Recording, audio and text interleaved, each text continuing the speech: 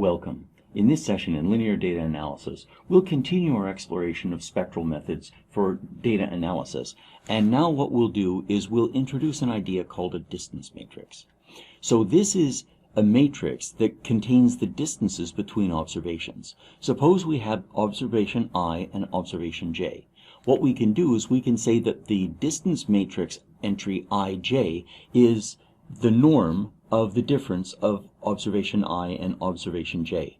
We can see immediately that this is a symmetric matrix, but it may not be positive definite, and indeed it's often an indefinite matrix, which presents certain challenges for analysis.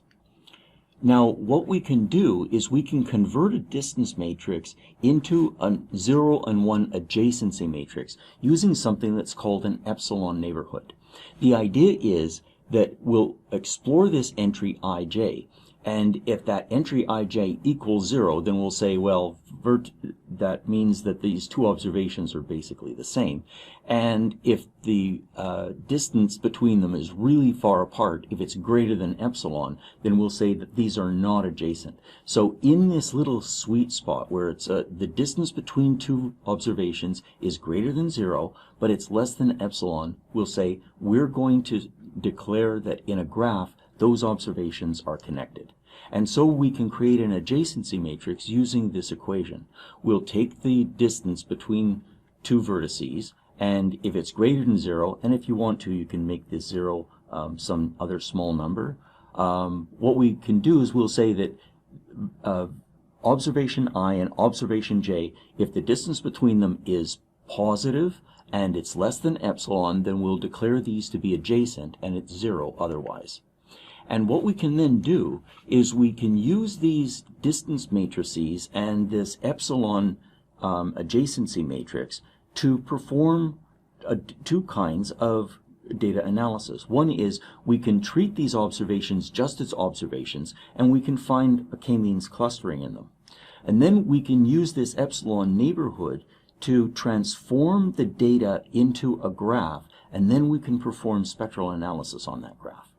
So let's go through a simple example. Suppose that we have 6 observations and we plot them, and they look like this. So when I look at it, I say, oh, those are a cluster and those are a cluster. When we put these particular data into the k-means algorithm, this is what we get. We get some peculiar clustering. These 3 are placed in one cluster, and then these 3 are placed in another. And that's peculiar, that we'd prefer that this observation be clustered with these other 3 observations.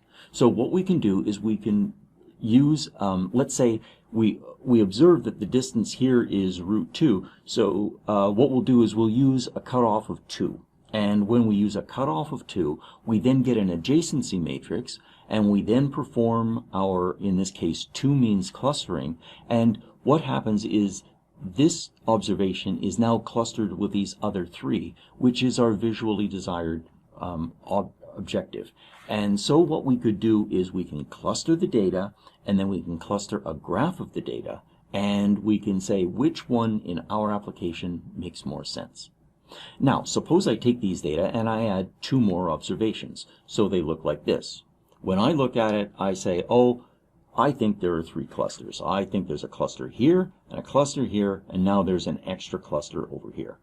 When I use k-means on these observations, I continue to get this peculiar clustering. And so what I'll do is I'll convert it to a graph using an epsilon of 2, and this is the clustering that I get. Now what's happening is when we use the graph method is that these are a cluster, these are a cluster, and now these are a distinct cluster. And I can now visualize the graph simply by drawing lines. And so this is this is a graph representation of the epsilon adjacency matrix where epsilon is 2. So what happens is, for example, this vertex is within a distance 2 of this vertex, and this vertex, and this vertex, and this vertex. And then this vertex is within a distance of 2 of this, this, and this, but it's far enough away from here that they aren't connected. So what is happening is our graph method, we take And finding this epsilon is an empirical task. There's no automatic way that I know of. So what we can do is we can do it until we get an acceptable graph and we seem to get meaningful clusters, and then we can perform our analysis. Now, when I put this into MATLAB, by the way, this is what MATLAB simply draws. So it turns out that MATLAB has a pretty powerful graph method that's built into its plot function. Now, let's expand our concept of adjacency. We've seen now that we could define adjacency by means of a distance, and then we also previously had this idea of a gram matrix or a kernel matrix. And what we can do is we can merge these two ideas. We can say an adjacency is not just 0 or 1. So let's call it W so that it's a weight. And we'll say that the weight has to be greater than or equal to 0, so it has to be non-negative. And what we would get then is a weighted graph. So one example of a source of this is we could take our data and we could do yet another form of data analysis, which is we could form a kernel matrix. And so we could use the Gaussian kernel and define that. And what we would find is the diagonal entries are always 1. And it turns out, and we prove this in the notes for this lecture, that if you form the degree matrix and you take the degree matrix minus this weight matrix, it produces a symmetric positive semi-definite matrix. That is, when you use the Laplacian of a weighted kernel, you still get something that you can analyze using the techniques that we've gone through in this lecture. This means that kernel PCA and spectral methods or graph methods are very closely related. So, what have we learned in this lecture? Well, we're now able to find k clusters in an ordinary graph. Previously we could find 2. Now we can find more than 2 in an ordinary graph. We know how to compute an epsilon adjacency matrix by using a pair of simple comparisons. And we can now compare ordinary methods to graph methods and determine which are better for analyzing our particular set of empirical data.